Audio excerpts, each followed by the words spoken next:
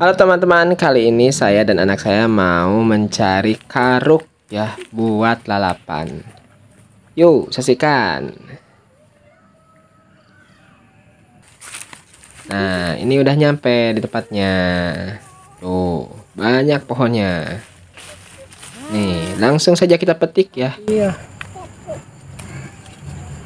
Banyak ya. Jadi mau ambil?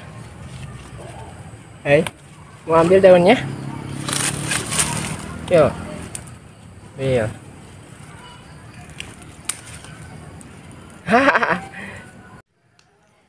Nah, daun karuk ini sekilas mirip daun sirih ya teman-teman tuh. Bentuknya mirip. Nih, kita petik lagi yang banyak ya. Tahu nggak teman-teman kalau daun karuk ini memiliki banyak khasiat loh. Salah satunya itu sebagai obat batuk, obat asma, dan migrain. Wow, mantap kali kan? Nih, lanjut kita petik.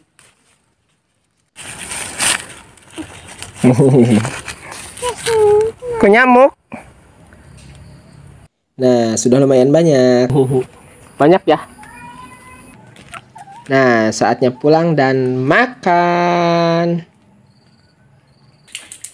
Nah, pertama kita cuci bersih dulu ya. Jangan sampai ada debu yang tersisa. Lalu kita taruh dulu ya di piring cantik ya. Nah, sekarang kita siapkan oncomnya ya. Kita potong dulu ya secukupnya. Nih. Nah, segini cukup ya. Lalu kita goreng ya. Nah, sekarang kita bikin sambal oncom ya. Nah, bagi teman-teman yang kepo nih dengan perabot dapur yang saya pakai ini, seperti cobek, ulekan, talenan, nah, dan juga piring cantik ini, kalian bisa cek di keranjang kuning saya. Harganya murah kok. Ya, nah sekarang kita masukkan oncomnya ya. Nah, kita ulek sebentar. Nah, sambal oncomnya sudah jadi nih sama daun karuk. Kebayang enaknya ya. Langsung aja kita coel ke sambalnya nih.